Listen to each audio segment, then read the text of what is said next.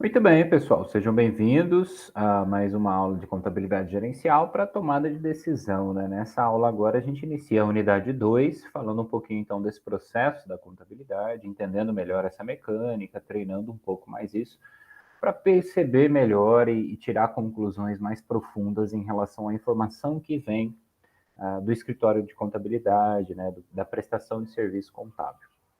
Então, para a gente ter uma ideia aí mais ou menos do que nós vamos estudar, a unidade 2 ela vai até o final do mês de outubro agora, né, com as aulas conforme o nosso cronograma. E aí, quando eu falo ali escrituração, exercício de fixação, são atividades voltadas ao processo de aprendizagem, né? Então, a gente vai ter um tempo para poder treinar algumas situações. Por exemplo, quando a empresa faz a admissão de um funcionário, quando ela tem que calcular ali a folha de pagamento, quando ela faz a comercialização de produtos, de prestação de serviços, essas coisas, tá? E a gente vai entender toda essa mecânica partindo sempre dessa premissa, né, da informação contábil que é gerada por essa atividade. Então, nessa aula 10, a gente fala de planejamento de controle, por quê?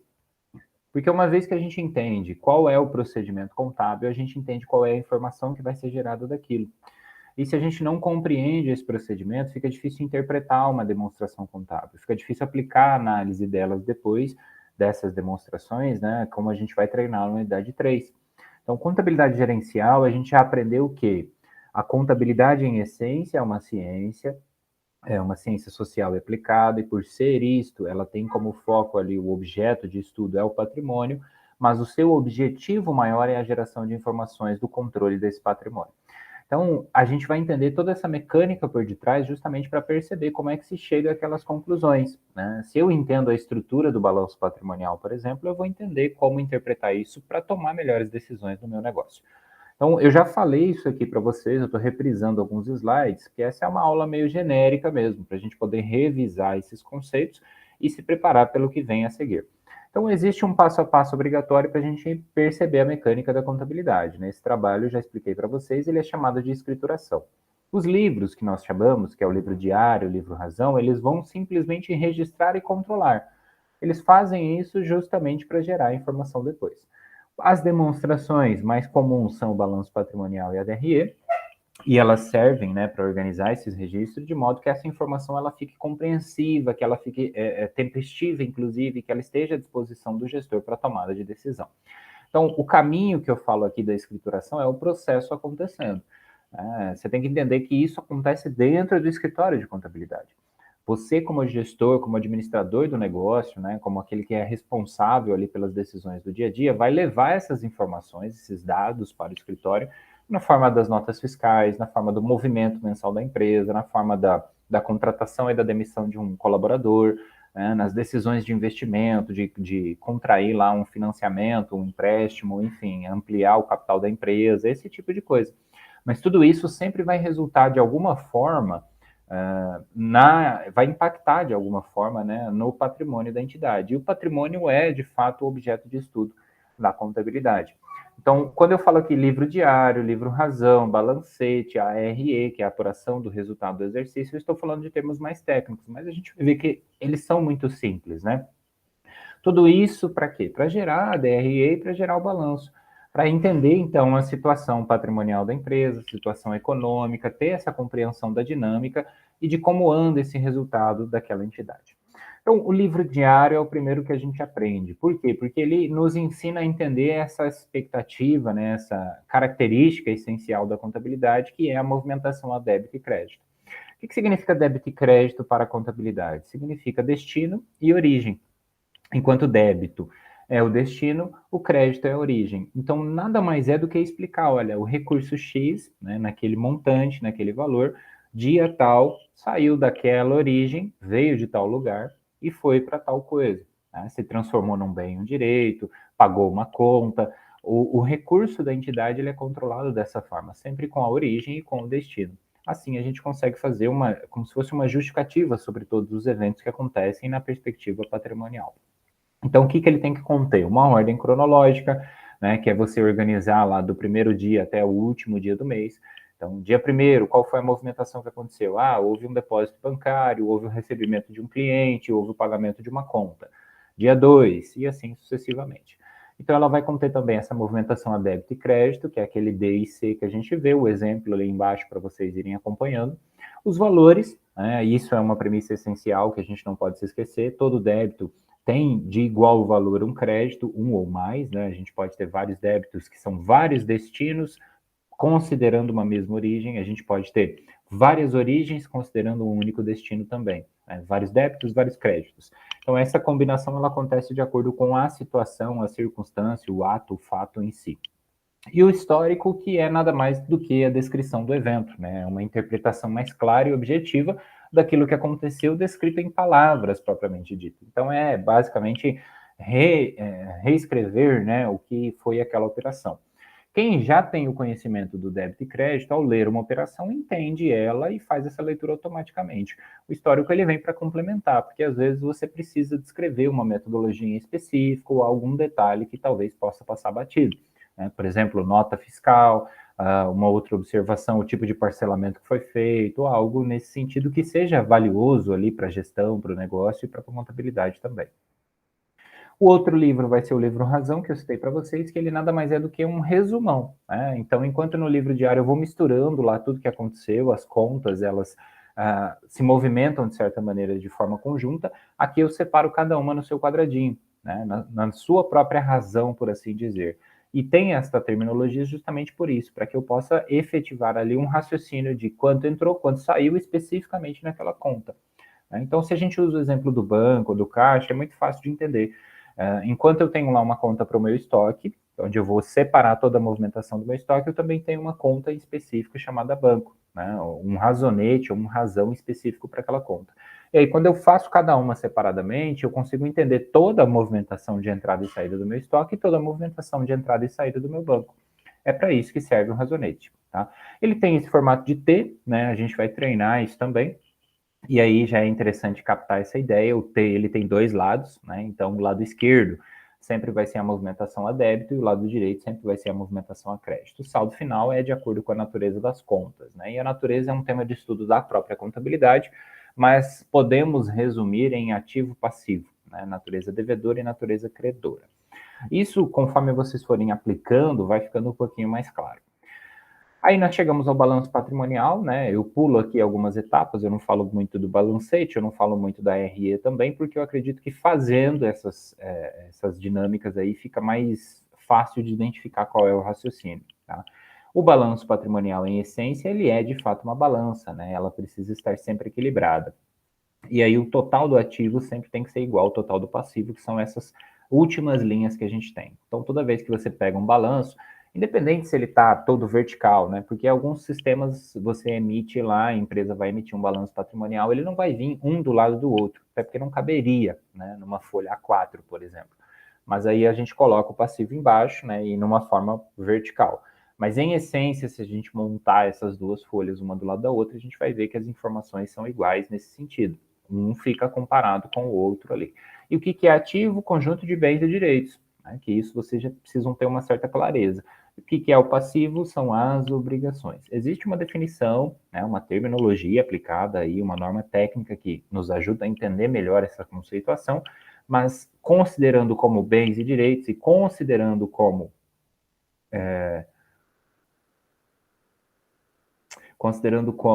obrigações, né, o passivo, do outro lado, a gente vai ter uma clareza mais prática, digamos assim, porque a conceituação teórica seria mais ou menos o seguinte raciocínio: ativo é um recurso presente controlado pela entidade que é derivado de eventos passados, cuja expectativa resulta ali, né, na entrada de recursos ou benefícios econômicos.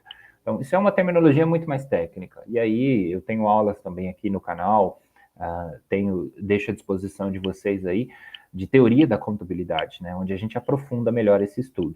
Mas eu adianto que para quem está no curso de administração, isso talvez não seja tão interessante assim, né? Salvo se você tiver uma relação muito próxima do escritório, ou se você trabalha em um escritório de contabilidade, mesmo que com esta formação.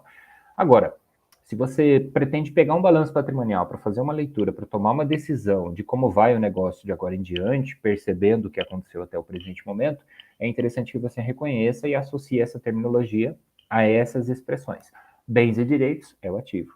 Passivo, conjunto de obrigações. E o patrimônio líquido? É aquilo que sobra. patrimônio líquido também é uma obrigação da empresa, da entidade, mas é uma obrigação em específico com os sócios. Por isso ali fica um resultado, fica o capital social, ficam essas contas que pertencem aos sócios. E aí a gente separa, né? Uma conta de energia, você paga para a empresa de energia. Então, ela é uma obrigação. Agora, ela não é uma obrigação dos sócios.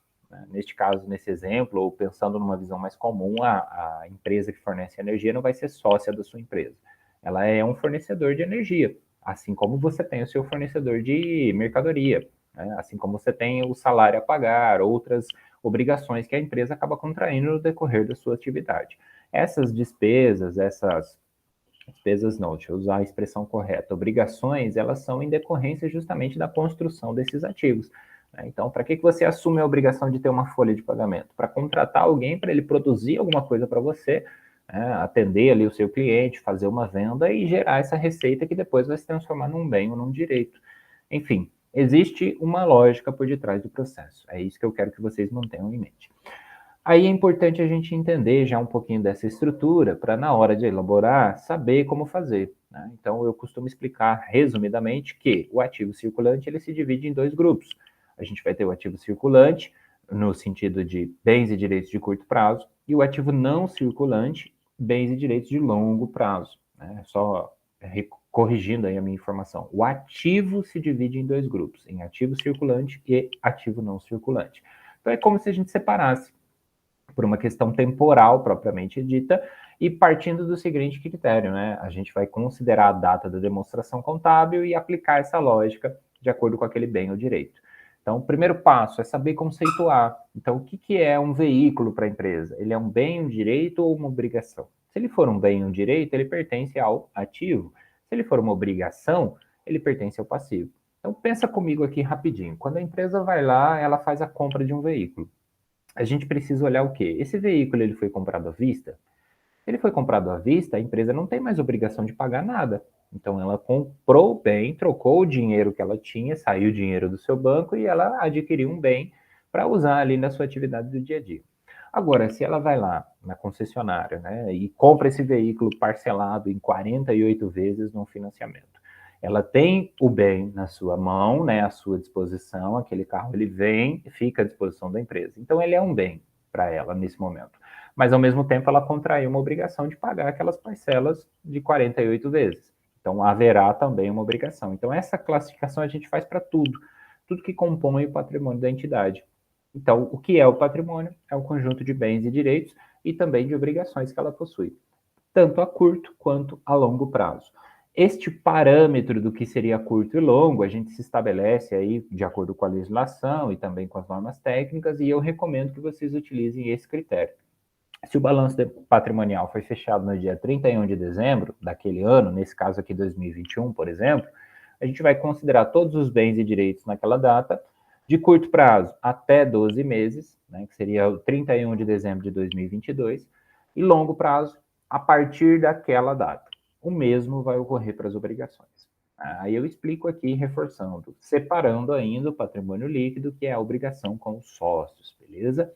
Então, realmente assim, para a gente resgatar esses conceitos, esses slides vocês já viram, eu já dei os exemplos antes, mas é para reforçar porque a gente vai passar a usar isso agora, né? E isso precisa ficar claro para vocês. Então, a gente tem o nome da empresa, a gente tem a data do balanço, as informações que ele precisa ter. Ativo e passivo primeiro, separando cada um desses grupos. Então, depois eu faço uma subdivisão, ativo circulante e lá embaixo ativo não circulante. Imobilizado é um grupo, né, uma parte do meu ativo não circulante neste caso. Apesar dele vir embaixo, né, vocês vejam que ele fica próximo, eu estou repetindo o valor ali, inclusive, para criar essa associação. Então, o veículo, ele faz parte do meu imobilizado. Né? O que é o imobilizado? Conjunto de bens que a empresa possui, né? Que foram imobilizados justamente no sentido de que ela não pretende se desfazer daqueles bens nesse primeiro momento. Ela compra o veículo para poder usar ele, né? Para distribuir mercadoria, para fazer atividades operacionais de qualquer natureza. Então, citando aí alguns exemplos, né? Passivo circulante, energia, aluguel, folha de pagamento que vence sempre no mês seguinte, então aquelas contas a pagar que a gente tem no cotidiano. Não circulante seria a ideia de longo prazo, né? No caso do passivo, empréstimo de longo prazo. Então, o que é longo prazo? Se o balanço foi fechado dia 31 de dezembro, tem parcelas que vencem depois de 31 de dezembro de 2022? Sim. Então, eu considero como longo prazo. Tem parcelas que vencem no curto prazo? Então, eu considero como ativo ou passivo de acordo com a natureza.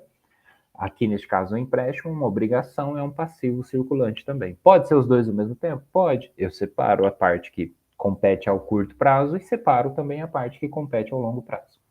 E o próprio patrimônio líquido que eu já expliquei. Enfim, uma vez que você começa a fazer a leitura dessas informações, você vê que aqueles balanços que a gente encontra, né, publicados das grandes empresas, principalmente das SAs, eles possuem um monte, assim, muita coisa mesmo, muita informação. E aí o segredo para ir revelando, né, essas informações é justamente conhecer a essência por detrás. Uma vez que você entendeu essa mínima mecânica que vai ter dois lados, que vai ter esse conjunto de bens e direitos e o conjunto de obrigações, você já consegue revelar muita informação ali, extrair muita informação dali, tá?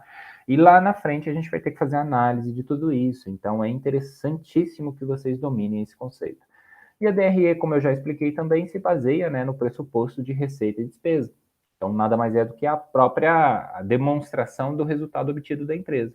Então, uma vez que você percebeu que ela tem receita, quando ela faz uma venda, por exemplo, essa é a receita mais comum, né, uma venda de serviço, uma venda de mercadoria, uma venda de um produto, ela vai conseguir obter uma receita. Essa receita serve para quê? Para ela pagar as suas contas. As suas contas são o quê? Custos e despesas.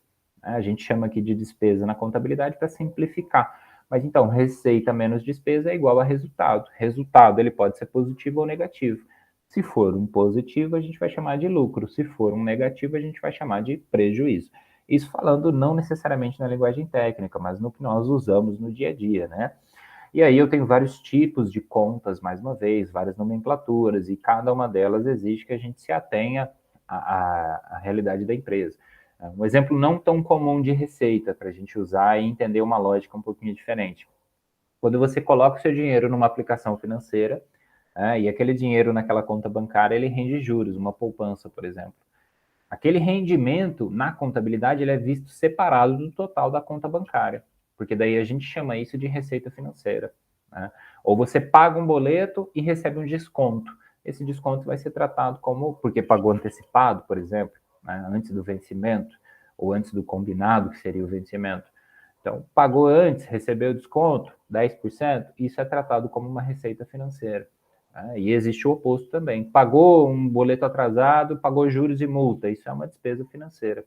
Então, há exemplos aí, a gente pode ter vários, né? E aí eu preciso que vocês, de acordo com a realidade de vocês, vão fazendo os questionamentos para a gente aprender as classificações corretas, tá certo? Então, assim, nessa primeira aula, o tema é contabilidade para planejamento e controle. Então, de que me serve todas essas informações que nós estamos vendo e resgatando os conceitos aqui? Elas vão servir, em essência, para que a gente possa caracterizar um negócio e controlar o patrimônio efetivamente. Uma vez que eu tenho a dinâmica da contabilidade a meu favor, eu tenho uma melhor tomada de decisão. Aí eu consigo fazer um balancete trimestral, um balanço trimestral, fazer uma análise do desempenho da empresa de acordo com o meu planejamento estratégico e ir melhorando a dinâmica do meu negócio. Né? Vou lá tomar uma decisão. Olha, eu tenho aqui uma oportunidade de negócio. Eu posso comprar uma máquina por 100 mil reais, parcelar isso em sei lá quantas vezes, de forma financiada, vai ter juros, vou aplicar matemática financeira para ver certinho. Ou eu posso ir por outro caminho aqui e guardar esse dinheiro, por exemplo, numa conta bancária, numa aplicação, num rendimento, tributação. Tem que pensar em todas essas características. De toda forma, a gente vai precisar de uma base para tomar decisão. A gente sempre vai precisar dessa base, de entender o perfil da empresa, de entender regime tributário, de entender a característica, de entender o mercado, de entender o negócio. Então, o gestor ele só consegue estar tranquilo para tomar as decisões no dia a dia quando ele tem essa informação à sua disposição. E para ele ter essa informação, não basta que o contador gere o relatório. Esse é o segredo. Porque daí é gerar um relatório numa outra língua. Né? Então, se coloca no lugar do contador nesse momento. Se ele gera essa informação, você gerando para um outro administrador, que não vai entender aquela informação, o que vai acontecer? Ou você bagunça o planejamento, né, e não dá o resultado esperado, porque deveria contribuir, mas vai prejudicar, ou aquela informação naturalmente vai ser descartada. vai ser tratada como se fosse uma obrigação. Eu tenho que fazer balanço patrimonial porque o governo cobra. E aí eu não extraio nada de bom disso.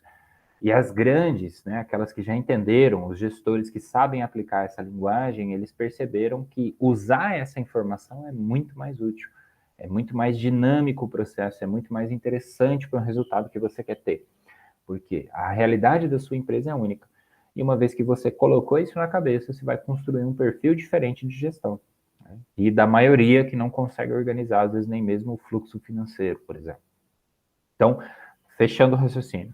Planejamento e controle depende da geração de informações. E a geração de informações depende da atividade da empresa. E o segredo está na interpretação das informações contábeis. Porque gerar um balanço qualquer sistema vai fazer. Que seja de contabilidade, obviamente. Mas essa geração da informação por si só não é suficiente. E quem precisa entender essa linguagem tem que ser o administrador. Ou a administradora. Falo sempre no masculino aqui, mas é generalizando, vocês sabem que eu falo assim mesmo.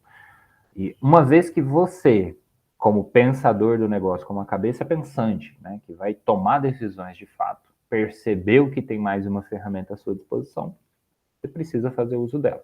Para isso, basta treinar a contabilidade. Treina da forma simples, como a gente vai fazendo etapa por etapa, até que chega um ponto em que você não precisa se tornar um especialista, né, nessa questão. Mas tenha consciência do processo a fim de que na hora que você identificar um erro, na hora que você identificar uma informação que não está batendo com a lógica, você vai saber perceber essa dinâmica e fazer a correção necessária. Então, opa, o nível de endividamento da minha empresa está crescendo. Como é que eu sei disso? Como é que eu sei que o que eu estou gerando de resultado é de fato o suficiente, é de fato positivo, é de fato a partir das demonstrações contábeis. Então, voltando lá na tomada de decisão, empréstimo ou aplicação financeira. E aí, uma vez que você dominou essa linguagem contábil, fica mais fácil até dominar a legislação para entender a tributação, que é a parte mais complexa no Brasil. Porque aí a tributação depende desses conceitos iniciais. Então, a gente tributa sobre o produto, e o produto, no sentido de operação de venda, por exemplo, representa receita, que é a terminologia da própria legislação. Aí, se você sabe o que é uma receita, você sabe a incidência ou não de acordo com cada caso. E, naturalmente, isso vai construindo um conhecimento suficiente para que você melhore o seu processo de tomada de decisão, tá bom? Espero ter contribuído, né? Essa aula fica à disposição aí de vocês, o material também. Qualquer dúvida, me avisem, né? Entre em contato. A gente vai conversando aí, dinamizando esse processo, tá? Na próxima aula, a gente continua já entrando nas operações contábeis. Então, a gente já vai fazer um treino um pouco mais específico, né? Com o débito e crédito. Relembrando, para quem, fiquem tranquilos, eu não lembro de nada. A gente vai voltar do começo, mas interpretando as informações a ponto de vocês acelerarem esse processo de resgate aí desse conhecimento. Beleza? Obrigadão, bom fim de semana, né? Boa semana, bom trabalho, bons estudos. Vejo vocês na nossa próxima aula.